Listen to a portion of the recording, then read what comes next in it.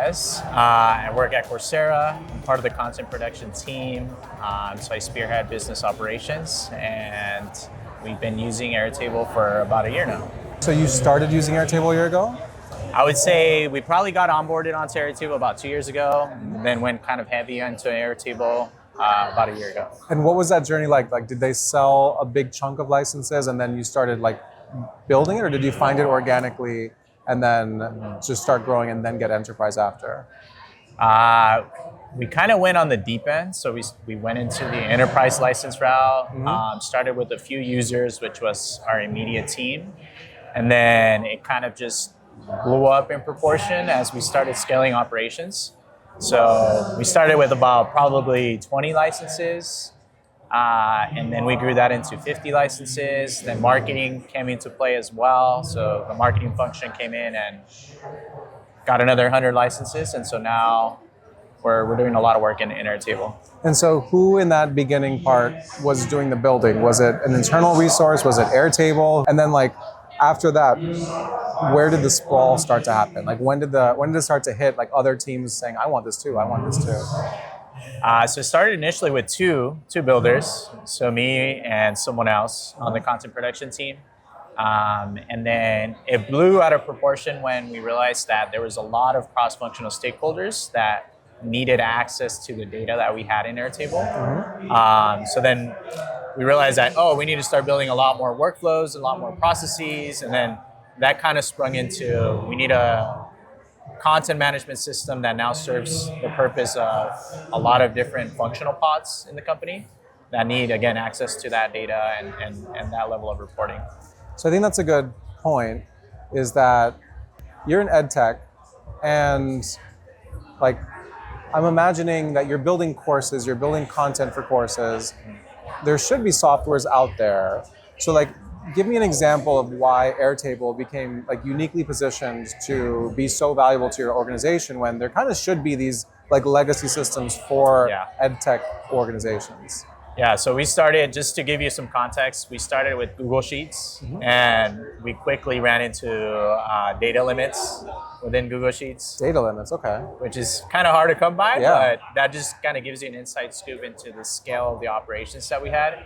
And of course, like when you're kind of deep in the weeds of like reaching those data limits with Google Sheets, and it's not as flexible as a tool like Airtable, where you're doing more like database design, database management, a lot of things break. So we kind of our backs were against the wall, and we're trying to figure out like how do we actually, pick and choose a software tool that is both scalable and maintainable for the team, especially as we look at growing the existing portfolio that we had at Coursera internally. So Airtable was one of those options, and when we started using the tool, we loved it, and we kind of just went with it.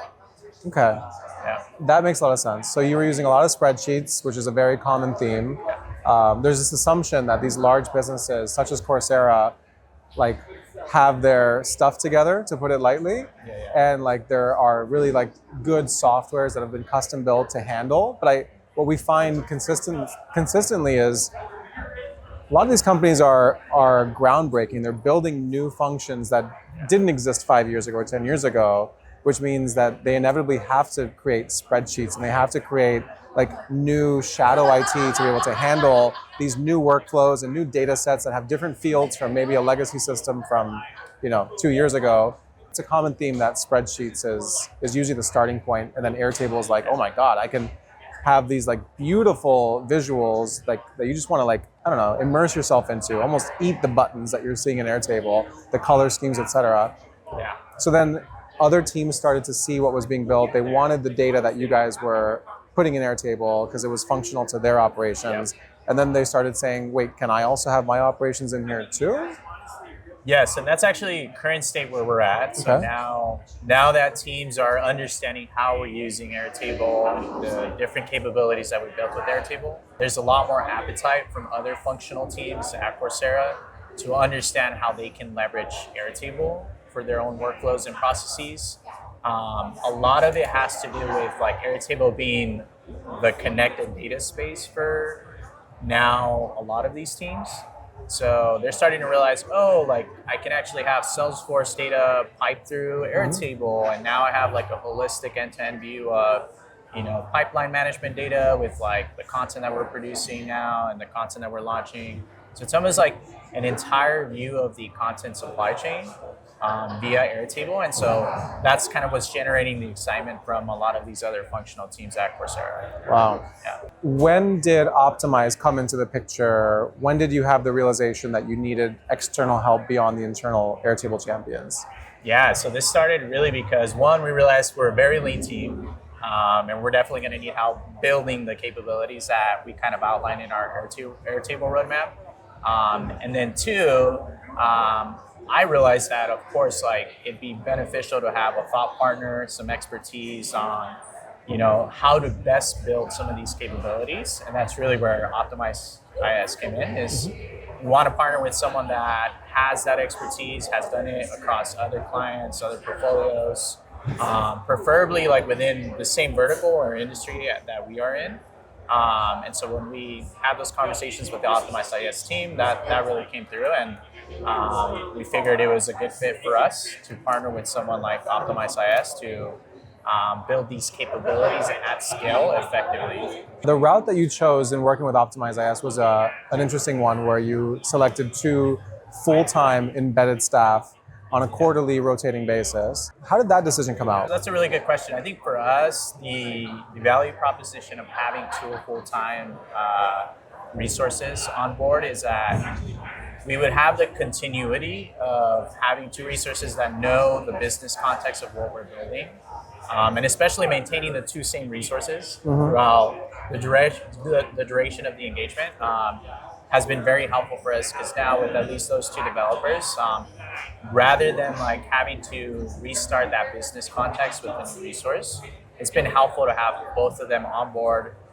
during those internal conversations. They quickly learned our business context, and so now when we've had to ship new capabilities with them, it's a lot easier for them to understand what it is that we're actually trying to get done from a business standpoint, not just the technical components, and then also provide like more ideas in addition to the requirements that we outlined.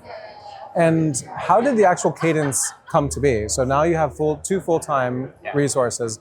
Are you meeting every day? Are you meeting for multiple hours each day, different times per day? Once a week? Like, I'm very curious, how did the actual cadence maybe start versus like, when did you hit your, this is working, this is the perfect cadence? Yeah, that's a good question. So we do have a pretty robust and aggressive sprint cadence with both developers. So we have a Monday planning session where we essentially groomed our backlog of feature requests, bugs that have been identified by users in Airtable, and then of course like forward-looking what capabilities we need to build.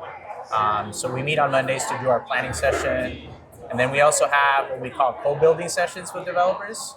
So for those instances where maybe the business process or context is not as clear, we have co-building sessions where we outline the functional requirements, and then we also translate it into what that means from a technical perspective.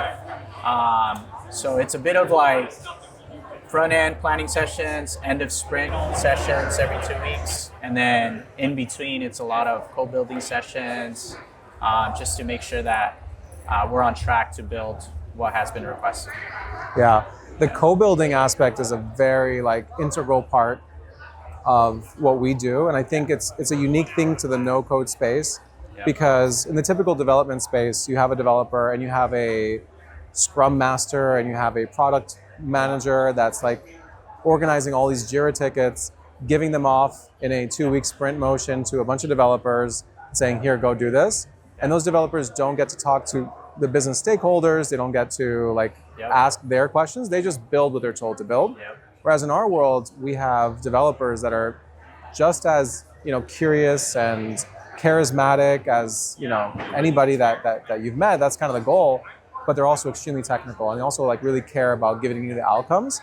So we can have these calls where we're asking you, we're getting into your business, we're like somehow storing all this business logic that you have within your organization that sometimes takes a year plus to try to explain to a new hire, and we're getting it within days of working with you as a team. And then we can share our screen and very quickly start iterating within Airtable and saying, how about this? How about that? What fields do you need? Does this visual work for you? Okay, put some sample data in here. Tomorrow come back to me and tell me what didn't work. Try to break the thing, don't worry about it.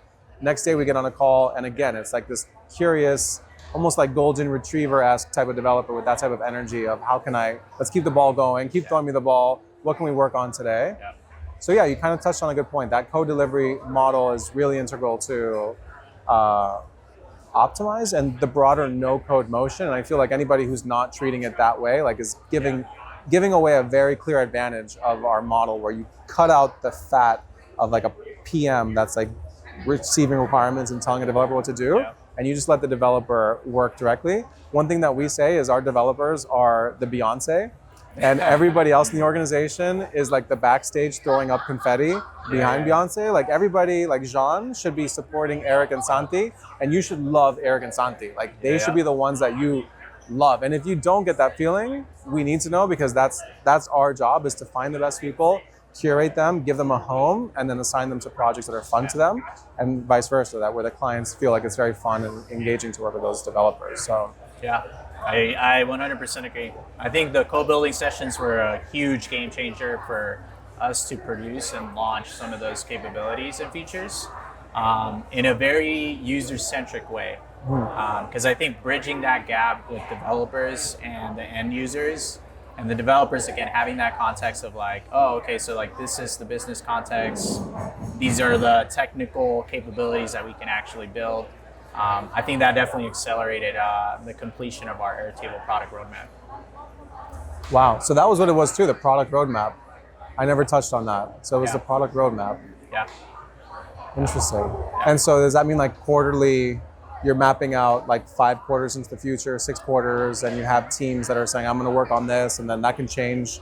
You know, next quarter, this team is no longer going to do that. 4 quarters from now, they're going to do this other thing. Exactly, yeah. So we have a quarterly cadence. So I'm responsible for essentially taking an analysis of like what we've built, what we need to build next for the following quarter.